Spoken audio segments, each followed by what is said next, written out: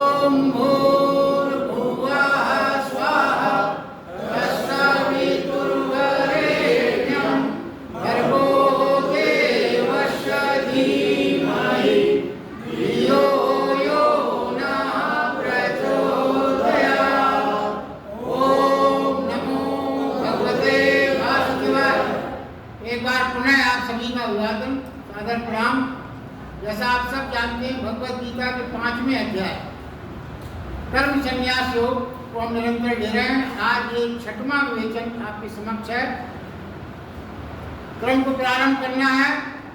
विगत विवेचन जो पिछली बार किया था उसमें जो मुख्य बात थी, भगवान ने ज्ञानी उसे कहा था जिसका अंतःकरण शुद्ध हो गया एवं आत्मा जिसकी जागृत हो गई, जिसने अपनी ज्योति को परम प्रकाश में विलीन कर दिया। इस प्रकार जो परमात्मा के तद्रूप हो गया, फिर उसका कोई इस सृष्टि में लौटना नहीं होगा, यानी उसको मोक्ष प्राप्त होगा। ये पिछली बार चर्चा थी। आज उसी का संदर्भ आगे बढ़ाते हुए श्लोक 18 और 19 का विवेचन है। भगवान कहते हैं, ऐसे ज्ञानी जन, इसकी चर्चा अभी की गई, विद्या और विनय से युक्त ब्राह्मण में तथा गौ माता में, हाथी में, कुत्ते में, चंडाल में भी सब संभाव से देखने वाले होते हैं, ऐसे ज्ञानी। इसलिए जिनका मन समत्व भाव में स्थित है, उनके द्वारा इस जीवित अवस्था में ही संपूर्ण संसार जीत दिया जाए, क्योंकि सच्चिदानंद परमात्मा निर्दोष व सम है। इसलिए इसमें वे सच्चिदानंद परमात्मा में ही स्थित हो। सच्चिदानंद स्वरूप में अगर आप स्थित होने का सच्चित आनंद जो इसको मेल खाएगा, वही सच्चिदानंद में स्थित होगा। देखिए, अब इसका सरल शब्दों में विवेचन अपन प्रारंभ करते हैं। एक बात बिल्कुल स्पष्ट है इस पूरे सूत्र में, पाना है जिसे प्रभु को, उसे प्रभु जैसा हो जाना पड़ेगा। एक मात्र सूत्र है। और मगर अगर आप ध्यान से समझें तो ये सूत्र जो बताया गया, ये खाली परमात्मा के लिए नहीं है, ये जीवन के हर क्षेत्र में लागू होता है। जैसे यदि आपको धन अर्जित करने की ललक है, धन प्राप्त करने का प्रयास है, या पद प्राप्त करने में यदि आप प्रयास में लगे, तो आपको हर स्तर पर धन और पद में लिप्त होना पड़ेगा, उनके ऐसा ही हो जाना पड़ेगा। तो जो धन प्राप्त करने के प्रयास में निरंतर जो व्यक्ति लगे रहते हैं, और जो कुर्सी प्राप्त करने के प्रयास में, पद प्राप्त करने में हमेशा लगे रहते हैं, आप देखिए उनके स्वभाव में, व्यवहार में, उनके चेहरे पर एक जड़ता सी आ जाती है, एक कठोरता सी आ जाती है। वो धातु के समान उनका आचार व्यवहार हो जाता है, और उनकी आंखों से, चेहरे पर सब लिखा रहता है कि वो क्या बनना चाहते हैं और क्या पाना चाहते हैं। ये बड़ा स्पष्ट है। जो चीज आप, जिस चीज में आप लिप्त होंगे, आपके चेहरे के भाव करीब करीब वैसे ही होंगे। तो ये क्या सिद्ध करता है कि परमात्मा जिसे पाना है, परमात्मा को जिसे पाना है, उसे परमात्मा जैसा ही बनना पड़ेगा। अब देखिए, यहाँ प्रश्न ये आता है कि परमात्मा जैसा बनना पड़ेगा, ये बात तो आपने कह दी, तो परमात्मा के जैसे लक्षण क्या हैं? कैसे हम जाने कि हम परमात्मा ऐसे, क्या हम बन जाएं कि हम परमात्मा ऐसा बन? तो बहुत सरल शब्दों में भगवान ने कहा है, परमात्मा सम है, विषम है। दोनों पढ़ ले उसके सधे। वीणा के तार न कसे हैं न झूले। परमात्मा का यही लक्ष्य। देखिए, जो कहा गया है कि परमात्मा सम है, विषम नहीं, दोनों पढ़ ले बराबर सधे। तो जरा आप समझिए, विषमता कब पैदा होती है मनुष्य? विषमता मनुष्य में कब पैदा होती है? बहुत आसानी से अपन समझ सकते हैं। जब किसी प्राणी में क्रोध हो, लोभ हो, काम हो, घृणा हो, ईर्ष्या हो, तो निश्चित रूप से विषमता पैदा हो। क्योंकि जब लोभ होगा तो एक पक्ष को आपको इग्नोर करना पड़ेगा, एक पक्ष की तरफ झुकना पड़ेगा। तो फिर पढ़ना आपका क्रोध होगा, एक के प्रति आप कठोर बनना पड़ेगा, तो फिर विषमता पैदा होगी। लोभ में, काम में, घृणा में, ईर्ष्या में, ये सब कैसे तत्व हैं जो प्राणी में विषमता पैदा करते हैं। तो ये और फिर उन्होंने स्पष्ट कहा कि जो इन चीजों से ग्रसित होगा, यानी विषमता से ग्रसित होगा, वो परमात्मा की ओर नहीं बढ़ेगा। तो ये यात्रा, अगर आप इससे ग्रसित हैं, तो ये यात्रा जब आपकी चालू होगी तो किस तरफ चालू होगी? अधर्म की ओर चालू होगी, परमात्मा की यात्रा। और देखिए, मनुष्य में जो ये बात ये है कि वो इन सब चीजों को अपने में समावेश करते हुए परमात्मा को पाना चाहते हैं। तो भगवान ने बड़ा स्पष्ट इशारा कर दिया कि आप यहाँ कुछ भी कहते रहो, करते रहो, अगर आपने ये आपने विषमताएं दूर नहीं की तो आप परमात्मा को नहीं पा सकते। तो ये बहुत स्पष्ट सिद्धांत है। और समता, देखिए, समता किस प्राणी में पैदा हो? समता प्राणी में पैदा होगी जो करुणा में है, प्रेम में है, क्षमा में है, दान में है, दया में है। ऐसे प्राणी के अंदर समता का समावेश अपने आप है, क्योंकि वो कभी कोई ऐसा चीज नहीं करेगा जो पक्षपातपूर्ण हो, विद्वेषपूर्ण हो, एक पक्ष को प्रताड़ित करना, एक के प्रति हिंसा करना, ये सब चीजें नहीं होंगी। तो इसका मतलब क्या हुआ कि वो निश्चित रूप से समता की ओर उनका ध्यान जाएगा और यही परमात्मा के लक्षण बताएगा। देखिए, जीवन का मूल स्वभाव है सब, बाकी सब चीजें तो हमारे अंदर विकार के रूप में आती है। मनुष्य का जो मूल स्वभाव, जैसे बताया गया, कई बार आपने चर्चा की अपन ने, मनुष्य का मूल स्वभाव शांत रहना है। मनुष्य का मूल स्वभाव क्रोध में रहना नहीं है, क्योंकि शांति में आप जीवन गुजार सकते हैं, 24 घंटे रह सकते हैं। क्रोध में आप थोड़ी देर रह सकते हैं। तो जो जिसमें आप बहुत समय रह सकते हैं वही तो आपका मूल स्वभाव कहलाएगा। थोड़ी देर में तो वो तो एक तरह का आकुंठ है, थोड़ी देर के लिए आया चला जाए। तो वो कहते हैं जीवन का मूल स्वभाव समर्थ है। यदि ये मूल पा लिया, आत्मसात हो गया, तो परमात्मा की सोचो ही मत, वह तो तुम में स्वयं उतर आए। भगवान ने कई जगह कहा कि मैं जो नियम बता रहा हूं वो पात्रता तुम अपने अंदर लाओ, उसका प्रयास करो, मुझे पाने का प्रयास मत करो।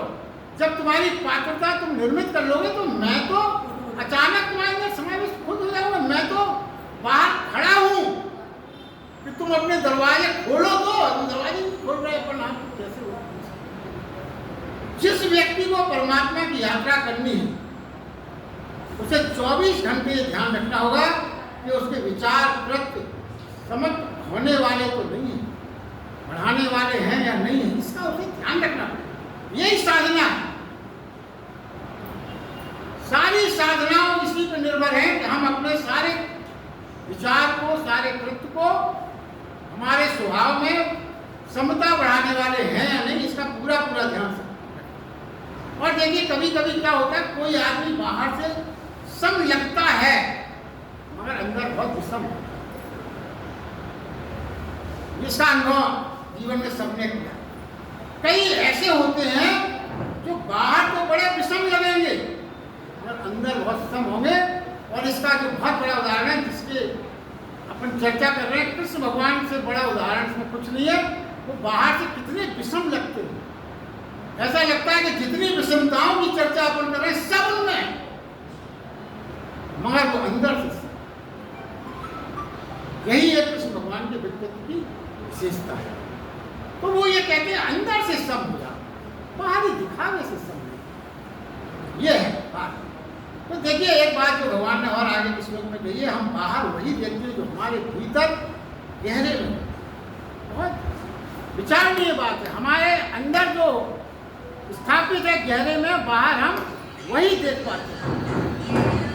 अपने से ज्यादा हम जगत में कुछ नहीं देख पाते।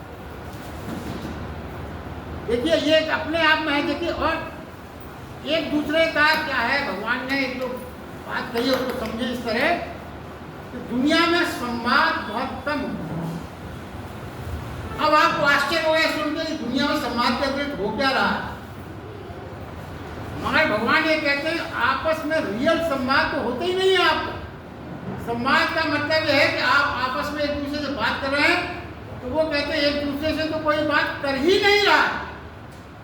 कैसे आपको आश्चर्य होगा, वैज्ञानिक बात है। वो कहते हैं जब आप किसी से बात करते हैं तो उस समय आप उससे अकेले में बात नहीं कर रहे, 6 लोग उस समय उपस्थित। आश्चर्य को मुझे भी पढ़ने की क्या विश्लेषण किया जा रहा है। वो कहते हैं पहले तो आप वो हो जो हो, पहला व्यक्ति तो वो हो। दूसरा व्यक्ति वो हो गया सामने वाले व्यक्ति से जिससे वो बात करे उसके बारे में जो वो सोच रहा है, क्योंकि एक धारणा आपने उसके बारे में बना रखी है, आपको उसकी असलियत नहीं, उसके बारे में धारणा बना रखी है। और दूसरी चीज है कि आप उसके सामने स्वयं को क्या दिखलाना चाहते हैं, आप असली नहीं रह गए। हम किसी से बात करते हैं तो हम अपने आप को अपनी असलियत रोक के कुछ और दिखलाना चाहिए, किसी तरह से प्रभावित करने की चेष्टाएं करते हैं। ये बड़ा नेचुरल है, मैं इस पर अपन विचार नहीं करते। हम अंदर से कुछ और हैं मगर हम दिखलाना कुछ और चाहते हैं। तो हमारे रूप कितने हो गए? 3 हो गए, जो हम हैं, जो हम दिखलाना चाहते हैं, और जो हम दूसरे के बारे में विचार पहले से निर्धारित हमने कर रखे हैं। तो कैसा भी आदमी हो, हम अपने बारे में अगर सोचें ये बहुत ही ठीक आदमी नहीं है, तो हम उसी ढंग से उससे बात करें, और सामने वाला भी इसी तरह सोच रहा है। तो 3 और 3 मिला के 6 लोग। इसलिए आपने मनोवैज्ञानिक बात है, मित्रों के बीच में इतना आनंद क्यों प्राप्त होता है? क्योंकि मित्र जब सहज रूप से मिलते हैं पुराने, तो ये जो 4 जो बीच में है ये नहीं होता। तो ये जो मित्रों के पुराने मित्रों से मिलने में जो आनंद जो सहजता है, इसी कारण है। उस समय ना हमें कुछ दिखलाने की जरूरत है कि हम क्या हैं।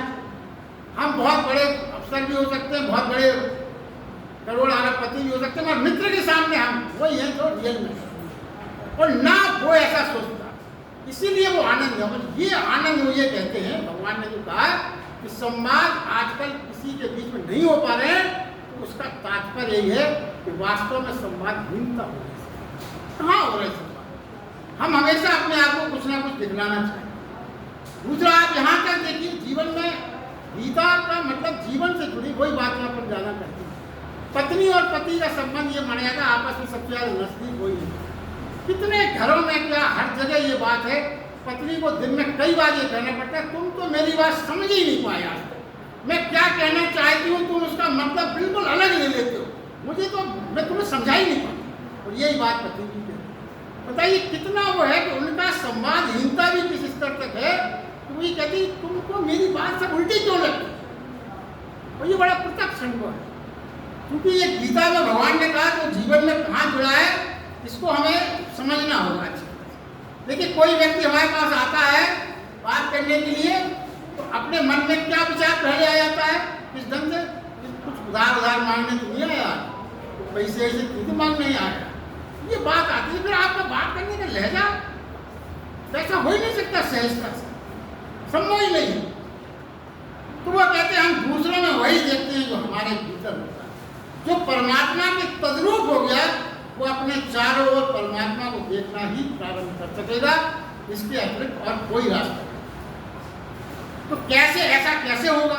हम यात्रा अपने से प्रारंभ करें। वो कहते हैं ये यात्रा हम अपने भीतर, यदि हम परमात्मा का पता नहीं चलता तो दूसरों में कैसे देखें? हम अपने भीतर जो चीज देखेंगे वही हमें दूसरों में दिखाई पड़ेगी। और ये बड़ा सही है, क्योंकि अगर कोई शराबी होता है तो अपने भीतर को देखता है कि हम शराबी हैं, बाहर देखता है जो शराबी मिल जाए, ज्वारी को ज्वारी मिल जाए, वो उसे लगता है कि आप बेकार हमें मना करते, सारी दुनिया तो शराब पी रही, सारी दुनिया तो क्यों? वो वैसे ही लोगों को खोज लेगा जैसा वो अंदर से खुद है। इसलिए भगवान ने कहा कि हमें सब में शुभ देखने का प्रयास करना चाहिए। जैसे एक दृष्टांत है कि एक बांसुरी बहुत अच्छी बजाती थी, बहुत सुंदर, और मगर वो चोर भी था। अब एक जगह वो पेड़ के पास खड़े हुए सुंदर बांसुरी बजा रहे, 2 लोग बात करने लगे। एक ने कहा देखो कितनी अच्छी बांसुरी बजा रहा है, और एक बोला अरे क्या बांसुरी बजा रहा है, साला निपट चोर है, हम तो इसकी असलियत जानते हैं।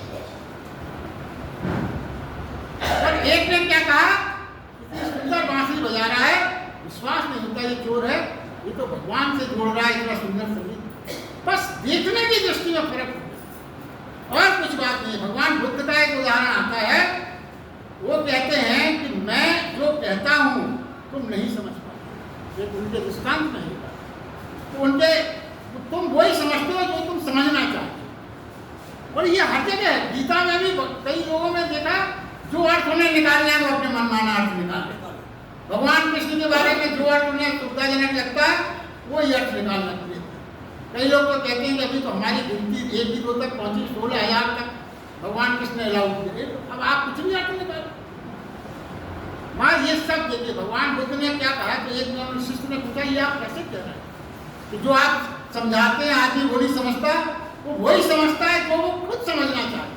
बोले ये तो बड़ा विचित्र बात कह रहे हैं। बोले देखो बेटा, उन्होंने समझाया कि आज जब रात होने को आई तो मेरी सभा जब समाप्त होने को आई तो मेरी सभा में 3 लोग थे। एक क्या था, एक ज्ञानी था, एक चोर था और एक वेश्या था।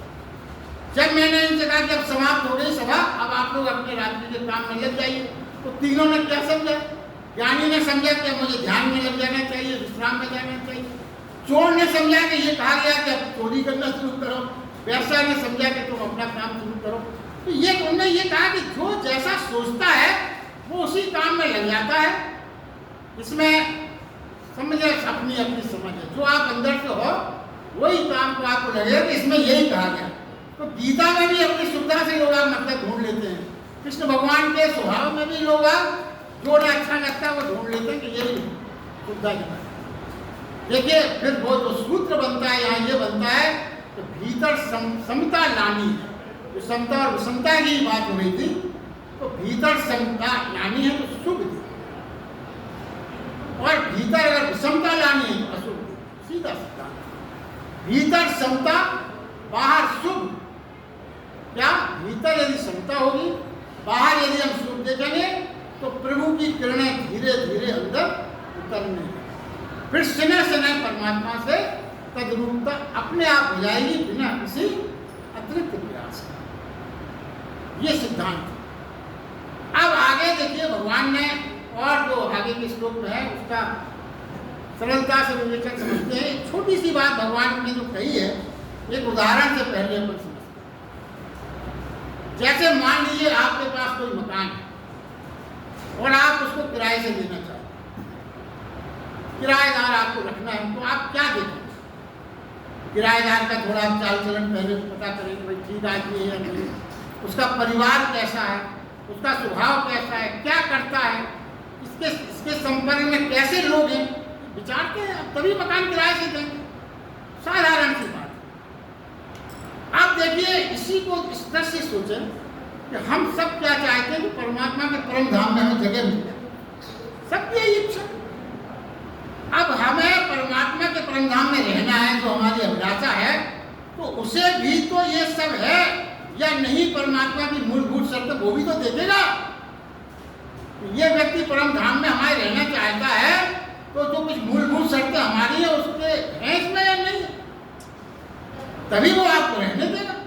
आप तो किराएदार में भी हर चीज देखना चाहते हो, और भगवान के परम धाम में आप सारी वो मनमानी चीज देखे कैसे वो आपको रख लेगा? ये समझने की बात। तो पहले आप अब ये को उदाहरण दिया गया, अब ये समझे कि परमात्मा की शर्तें क्या है। किराएदार की शर्त को आप सब जानते हो, परमात्मा की शर्त जिससे वो आपको अपने परम धाम में जगह दे सके। तो परमात्मा की शर्त यह है प्रिय से आकर्षित ना हो और अप्रिय से विकर्षित ना हो। ना प्रिय में आकर्षण हो ना अप्रिय में विकर्षण हो, दोनों चीजें ना हो। जो राग में मोहित ना हो और द्वेष और विराग उसके मन में ना हो। द्वेष में विराग मन में ना आए और राग से मोहित ना हो। जो सम में ठहरा हुआ यानी समत्व को प्राप्त हो, ऐसे प्राणी को ही परम धाम में एंट्री मिला। कहने में तो ये सूत्र बहुत सरल है, मगर हम परम धाम में एंट्री चाहते हैं, ये सब चीजें अपने अंदर विकसित करना पड़ेगी। और आदमी कहाँ टूट जाता है, सब बनवाना चाहते हैं मगर बाकी कोई विकास करने की ओर उनकी ध्यान कभी नहीं जाता। अब देखिए यहाँ पे जो बात कही गई शर्त की, उसके और आगे विवेचन में समझते हैं। समझें कि हमें प्रीतिकर कोई और हमें अप्रीतिकर कोई क्यों लगता है। ये बड़ा मौलिक प्रश्न है। कभी कभी कोई व्यक्ति हमें बहुत प्रीतिकर लगता है, कभी कोई व्यक्ति बहुत अप्रीतिकर लगता है। तो कुछ चीज़ों से हमारी प्रीति हो जाती है, कुछ चीज़ें हमें नहीं अच्छी लगती। वो क्या समझाना चाहते हैं कि जो चीज़ें हमारे इंद्रियों को तृप्ति देती हुई मालूम पड़ती हैं, जो चीज़ें हमारी इंद्रियों को तृप्ति देती हुई मालूम पड़ती हैं, देती है या नहीं देती ये एक अलग विषय है, मगर वो हमें प्रीति कर रही है। और जो चीजें हमारे इंद्रियों को कष्ट देती मालूम पड़ती है वो हमें प्रीति कर रही है। यही एक सिद्धांत है। मगर फिर आगे विचारे ये दोनों सूत्र जो कहे गए ये कभी स्थायी नहीं है। जैसे कुछ चीजें जो आज हमें तृप्ति दे रही हैं, अच्छी लग रही है, कुछ समय के बाद वही कष्ट देती है। यानी प्रीतिकर बदल गया अप्रीतिकर में, ये परिवर्तन बहुत जल्दी हो जाता है। आकर्षण विदा हो जाता है और विकर्षण होने लगता है। ये आदमी जो मूल स्वभाव तय नहीं कर पाता कि वास्तव में क्या प्रीतिकर है और क्या अप्रीतिकर है। इसमें रहस्य क्या है कि दूर के ढोल सुहावने होते हैं, ये जो कहावत है यहाँ पर लागू है। आकर्षण देखिए क्या है, आकर्षण का एक नियम। क्या नियम है? आकर्षण हमेशा अनजान में होता है, आशा में होता है, भविष्य में होता है, दूरी में होता है, प्रलोभन में होता है। जो चीज नहीं मिली उसमें होता है, पाने के बाद शीघ्र सब तो मनुष्य का स्वभाव वो हमारा रोज महसूस करते हैं। बाकी क्या होता है, पाने के बाद शीघ्र सब बेकार हो जाता है और फिर अपनी आंखें कहीं और अटकने लगती। जो मिल गया उसकी ओर से आंखें देखने की भी इच्छा नहीं होती। ये मनुष्य की सच्चाई है। अब वो ये आगे और विचार करिए। इस श्लोक में भगवान कहते हैं ये प्रीतिकर और अप्रीतिकर को संभाव कैसे पैदा करें। प्रीतिकर और अप्रीतिकर में भी हम सम रह सकें, ना प्रीति हमें खींचे आकर्षण न करे और अप्रीतिकर विकर्षण न करे। ये कैसे संभव है? क्या करें कि ऐसा हमारे प्रभाव में हो जाए? तो वो कहते हैं दोनों प्रक्रियाएं हमारी चेतना को, प्रीतिकर और अप्रीतिकर दोनों प्रक्रियाएं हमारी चेतना को अप्रभावित रह सके, हमारी चेतना, तभी ये संभव है। कैसे? सीधा सीधा अगर आप बताया जाए तो आपको समझ में आ जाएगा। कोई आपके गलों में फूल की माला पहना है और कोई आपके गले में जूते की माला पहना है, आपकी चेतना में कोई अंतर न पड़े। दोनों चीजें आपको कोई प्रभावित नहीं, तभी आएगा। कितना कठिन है, मगर शर्त तो है, क्योंकि परमात्मा को पाना इतना सरल थोड़ी है। आपको कुछ चीजें अपने आप में विकसित करना पड़ेगा। क्या है? यदि बाहर के लोग आपको प्रभावित ही ना कर सकें, आपकी भीतर की धारा में प्रवेश ही ना कर सकें, जब ये संभव है। अगर बाहर के लोग आपकी जीवन धारा में प्रवेश कर गए तो फिर तो प्रभावित होंगे। मिले तो स्वागत, फूलों की वर्षा हो और कोई गाली दे, तब भी साक्षी भाव में आप रह सकते। आपको फूलों से स्वागत हो या आपको गाली से स्वागत हो, जो प्रत्येक भाव में तटस्थ भाव से साक्षी भाव में बना रहा, वो धीरे धीरे समता को साक्षी भाव कई बार करते। देखिए भगवान बुद्ध के ऊपर एक व्यक्ति ने थूका था, तो उन्होंने थूक साफ करके उससे ये कहा था कि और कुछ कहना चाहता है या तेरी बात पूरी हो गई तो मैं चलूं।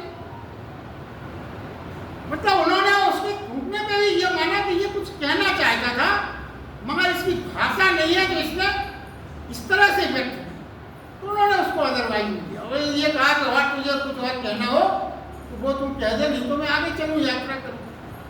देखिए क्या है, सीधी सीधी सी बात है।